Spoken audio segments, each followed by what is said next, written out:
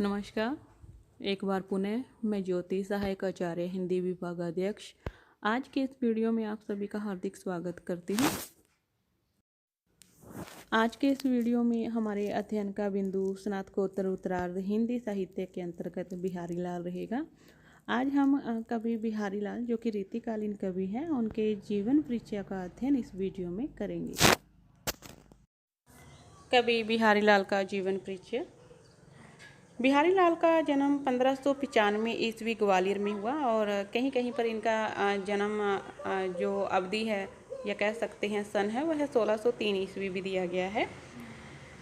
वे जाति के मातृ चौबे थे। उनके पिता का नाम केशव राय था। जब बिहारी 8 वर्ष के थे तब इनके पिता इन्हें ओरछा ले आए तथा उनका बचपन बुंदेलखंड में बीता। इनके गुरु नरहरिदास थे और युवावस्था ससुराल मथुरा में व्यतीत हुई, जैसे कि निम्न दोहे से प्रकट है। जन्म ग्वालियर जानिए खंड बुंदेले बाल, तरुणाई आई सुगर मथुरा बसी ससुराल।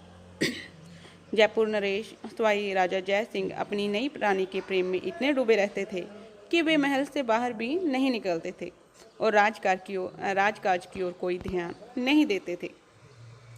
मंत्री आदि लोग इससे बड़े चिंतित थे, किंतु राजा से कुछ कहने की शक्ति किसी को भी न थी। बिहारी ने राजा को सचेत करने के लिए या इस कार्य की जिम्मेदारी अपने ऊपर ली। उन्होंने इस हेतु एक दोहा लिखकर राजा के पास पहुंचाया। वह दोहा इस प्रकार से था। नहीं पराग नहीं मधुर मधु, नहीं विकास यही काल, अली कली ही सो बंध्यो, आगे कौन हवाल।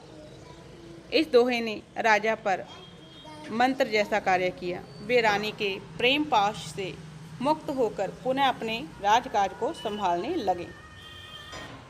राजा बिहारी की काव्य कुशलता से इतने प्रभावित हुए कि उन्होंने बिहारी से और भी दोहे रचने के लिए कहा और प्रति दोहे पर एक स्वर्ण मुद्रा देने का वचन दिया। बिहारी जयपुर नरेश के दरबार में रहकर काव्य रचना करने लगे और वहां उन्हें पर्याप्त धन, यश, मान सम्मान मिला। बिहारी लाल की एकमात्र रचना सतसई या सप्तशती है। यह मुक्त काव्य है। इसमें 719 दोहे संकलित हैं। अधिकतर यह कह सकते हैं कि कुछ दोहे संदिग्ध भी माने जाते हैं। सभी दोहे सुंदर और सराहनीय हैं, तथापि अगर विचार पूर्वक बारीकी से देखने पर लगभग 200 दोहे अति उत्कृष्ट ठहरते हैं। सतसई में ब्रज भाषा का प्रयोग हुआ है। ब्रज भाषा ही उस समय उत्तर भारत की एक सर्वमान्य तथा सर्व कवि सम्मानित ग्राह्य काव्य भाषा के रूप में प्रतिष्ठित थी। इसका प्रचार और प्रसार इतना हो चुका था कि इसमें अनेक रूपता का आ जाना सहज संभव था। बिहारी ने इसे एक रूपता के साथ रखने का स्तुत्य सफल प्रयास किया और इसे निश्चित साहित्यिक रूप में रख दिया। इससे ब्रज भाषा मंजकर निखर उठी। सतसई को 3 मुख्य भागों में विभक्त किया गया है। यह कह सकते हैं कि हम सतसई को 3 भागों में विभक्त कर सकते हैं, अध्ययन की सुविधा की दृष्टि से या दोहों की जो विषय वस्तु है उसकी दृष्टि से। तो प्रथम भाग के अंतर्गत नीति विषयक आएंगे, द्वितीय भक्ति और अध्यात्म, भावपरक तथा श्रृंगार परक। तो दोबारा बता देती हूँ कि सतसई के 3 भाग कर सकते हैं हम विषय वस्तु की दृष्टि से। नीति विषयक दोहे, भक्ति, अध्यात्म, भावपरक तथा श्रृंगार परक दोहे। इनमें से श्रृंगारात्मक भाग अधिक है। कला चमत्कार सर्वत्र चातुर्य के साथ प्राप्त होता है। बिहारी सतसई के श्रृंगारात्मक भाग में रूपांग सौंदर्योपकरण, नायक नायिका भेद तथा हाव भाव विलास का कथन किया गया है। नायक नायिका निरूपण भी मुख्यतः 3 रूपों में मिलता है। प्रथम रूप में नायक कृष्ण और नायिका राधा है। इनका चित्रण करते हुए धार्मिक और दार्शनिक विचार को ध्यान में रखा गया है, इसलिए इसमें गुणार्थ व्यंजना प्रधान है और आध्यात्मिक रहस्य तथा धर्म मर्म निहित है। द्वितीय रूप में राधा और कृष्ण का स्पष्ट उल्लेख नहीं किया गया, किंतु उनके आभास की प्रदीप्ति दी गई है। कल्पनादर्श रूप रुचिर्य रचकर आदर्श चित्र विचित्र व्यंजना के साथ प्रस्तुत किए गए हैं। इसमें लौकिक वासना का विलास नहीं मिलता। तृतीय रूप में लोक संभव नायक नायिका का स्पष्ट चित्र है। इसमें भी कल्पना, कला, कौशल और कवि परंपरागत आदर्शों का पुट पूर्ण रूप से प्राप्त होता है। नितांत लौकिक रूप बहुत ही न्यून और बहुत ही कम है। सतसई के मुक्तक दोहों को क्रमबद्ध करने के प्रयास किए गए हैं। 25 प्रकार के क्रम कहे जा सकते हैं। कह सकते हैं कि दोहों के जो मुक्तक दोहे हैं उनमें 25 प्रकार के क्रम हैं, जिनमें से 14 प्रकार के क्रम देखे गए हैं और शेष 11 प्रकार के क्रम जिन टीकाओं में हैं वे प्राप्त नहीं हैं। किंतु कोई निश्चित क्रम नहीं दिया जा सकता। वस्तुतः बात यह जान पड़ती है कि ये दोहे समय समय पर मुक्तक रूप में ही रचे गए, फिर चुन चुनकर एकत्रित कर संकलित कर दिए गए। केवल मंगलाचरण संबंधी दोहों के विषय में भी इसी से विचार वैचित्य है। यदि मेरी भव बाधा हरो इस दोहे को प्रथम मंगलाचरण अर्थात केवल राधोपासक होने का विचार स्पष्ट होता है, और यदि मोर मुकुट कटिकांक्षिणी इस दोहे के लो तो केवल एक विशेष वाणक वाली कृष्ण मूर्ति ही बिहारी को अभिष्ट मूर्ति मुख्य ठहरती है। बिहारी वस्तुतः कृष्णोपासक थे, यह स्पष्ट है। सतसई के देखने से स्पष्ट होता है कि बिहारी के लिए काव्य में रस और अलंकार, चातुर्य, चमत्कार तथा कथन को कौशल दोनों ही अनिवार्य और आवश्यक थे। उनके दोहों को दो वर्गों में इस प्रकार भी रख सकते हैं कि एक वर्ग में वे दोहे आएंगे जिनमें रस रुचिर्य का प्राबल्य है और रसात्मकता का ही विशेष ध्यान रखा गया है। अलंकार, चमत्कार इनमें भी है, किंतु विशेष प्रदान नहीं, वरन रस परिपोषकता और भावोत्कर्षता के लिए ही सहायक रूप में यह है। इसी प्रकार से दूसरे वर्ग में वे दोहे हैं जिनमें रसात्मकता को विशेषता नहीं दी गई, वरन अलंकार, चमत्कार, वचन चातुर्य तथा कथन को कला कौशल को ही प्रधानता दी गई है।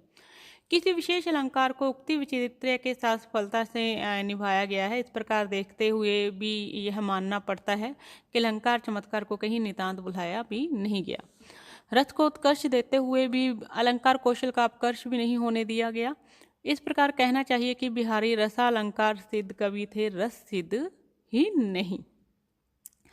नीति विषयक दोहों में वस्तुतः सरसता रखना कठिन होता है। उनमें उक्ति, औचित्य और वचन वक्रता के साथ चारु चातुर्य, चमत्कार ही प्रभावोत्पादक और ध्यानाकर्षण में सहायक सिद्ध होता है।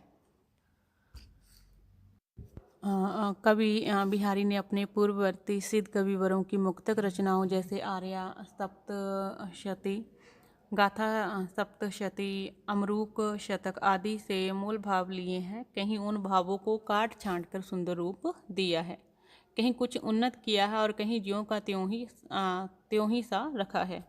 सौंदर्य यह है कि दीर्घ भावों को संक्षिप्त रूप में रम्यता के साथ अपनी छाप छोड़ते हुए रखने का सफल प्रयास कवि द्वारा किया गया है।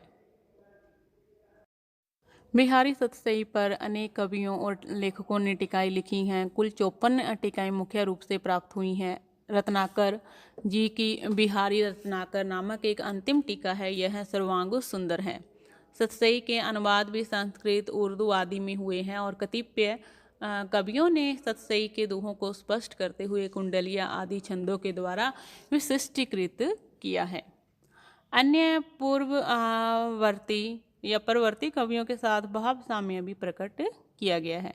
कुछ टीकाएं फारसी और संस्कृत में भी लिखी गई हैं। टीकाकारों ने सतसई में दोहों के क्रम भी अपने अपने विचार से रखे हैं। साथ ही दोहों की संख्या भी न्यूनाधिक दी है। यह नितांत निश्चित नहीं कि कुल कितने दोहे रचे गए हैं। संभव है जो सतसई में आई वे चुनकर आए। कुल दोहे 700 से कहीं अधिक रचे गए होंगे। सारे जीवन में बिहारी ने इतने दोहे रचे हों यह सर्वथा मान्य नहीं ठहरता। सतसई पर कतिपय आलोचकों ने अपनी अपनी आलोचनाएं भी लिखी हैं। रीति काव्य से ही इसकी आलोचना चलती आ रही है। प्रथम कवियों ने सतसई की मार्मिक विशेषता को सांकेतिक रूप से सूचित करते हुए दोहे और छंद लिखे हैं। बिहारी सतसई के संबंध में कहा भी गया है, सतसैया के दोहरे जो नावक के तीर देखन में छोटे लगे घाव करे गंभीर। बिहारी की मृत्यु सन 1663 ईस्वी में मानी जाती है। कहीं कहीं पर इनकी मृत्यु अवधि या मृत्यु का जो सन है वह 1664 भी दिया गया है। यह अपने आश्रयदाता के आश्रय में रहते हुए इन्होंने 1663 ईस्वी में अपने प्राणों का त्याग किया। इस प्रकार से आज के वीडियो में हमने संक्षिप्त रूप में कवि बिहारी लाल के संबंध में जानकारी प्राप्त की, उनका जीवन परिचय हमने आज के इस वीडियो में जाना। इससे आगे के वीडियो में हम कवि बिहारी की काव्यगत विशेषताएं और उनके जो मुख्य जो दोहे या कह सकते हैं कि पाठ्य पुस्तक में जो भी इनके दोहे लगे हैं उनका हम अध्ययन आगे की वीडियो में करेंगे। आज की वीडियो यहीं पे समाप्त होती है। धन्यवाद।